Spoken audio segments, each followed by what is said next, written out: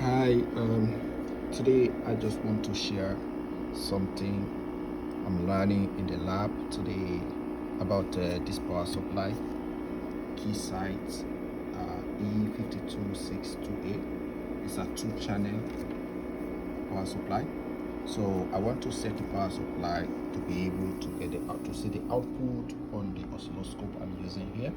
So I'm using SDS2204X Plus from Singlet. So it's a 4-channel oscilloscope with a 200 megahertz bandwidth. So I want to see the output voltage from this power supply to this oscilloscope. So in doing that, I have to set up the parameters on the power supply here. So first, I just turn on the power supply, which is this button. Can turn it on for me. So I just did that, and then I connect the output in the power supply, or normally I call it the VDD here, to channel 1 on the oscilloscope here. So to be able to change the parameters that I need, because for this measurement I just want to use 1 volt. So to be able to change the 1 volt, I am going to go to output value here, the button here, output value. So I'm going to press that. So when I press it, it's going to see now the output value is blinking, something like that. So to be able to change it, I am going to go to these arrows. So this arrow, we have 4 of it. So the one here, it can shift on is there to shift on the right, and then this one shift to the left, and then this one increases and that one decreases. So to change my output value, because I just need 1 volt, so I'm going to decrease it. So I'm going to decrease it here. So I decrease it. Okay, I just need 1 volt, and then I am going to set a compliance. So I'm still learning anyway. This is new to me as well, but what I have noticed is that if I set my compliance less than the output voltage that I set there, I will not be able to get the output voltage that I need here. So normally, usually what I will do, I have to set my compliance as well as the same voltage range, and the same as the output voltage. So that's what I will do to be able to get the output voltage I'm expecting. So to change the compliance, you come here, compliance value here, you press. So when I press the compliance value, you can see it's blinking. And then I'm going to shift, because this is like 100 here. I need to go to the second 0, so I'm going to shift to the left, and then after that I'll be able to decrease from here to get, because my goal here is to get 1 milliamps. That's my goal, or microamps, and my goal here is to get 1 microamps. So I'm going to decrease it. So it's 9, 8, 7, 6, 5, 4, 3, 2, 1. Okay, and then I'm going to shift to the right to the next 0. I'm going to use this button, this one here.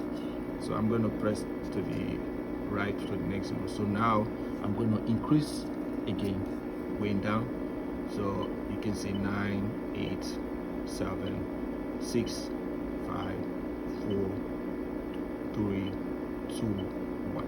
So now I have set my output voltage and my compliance. So well, you can see the power supply is still off. How am I going to turn on this power supply? So I am going to go here. So you can see the button here, this one, on and off. So this is going to turn on your power supply. So I'm going to press it on here. I'm going to press this, and then you can see here now it is on. But only 1 channel is on. I want to get the output of the 2 channels. Only 1 is on. You can see 1 arrow. So when it's two arrows, that means both these channels are on, or only one I have. So how am I going to do that? I have to go back here. I am going to press repeat. This repeat. So when I press repeat, the other channel is going to come out. So now you see. So now you see it already showing me my compliance now. So my compliance is here. So you can see I put 1 microamps, my compliance, and it already appear here when I turn on the channel. They already give it to me. But I also want to see the output voltage here. I want to see the output, this output voltage that I set here. If the compliance appears here, then I also expecting the output voltage to appear here. So I will know that my power supply output is how can I say? It's something like that. Basically, I want to see my output voltage there as well.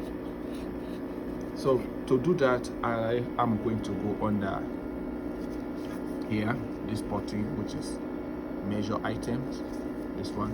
So if I press this measure item, so you can see here my voltage is going to appear. So now I set 1 volt here, and I have about 1 volt here as well. So now let me see this on the oscilloscope.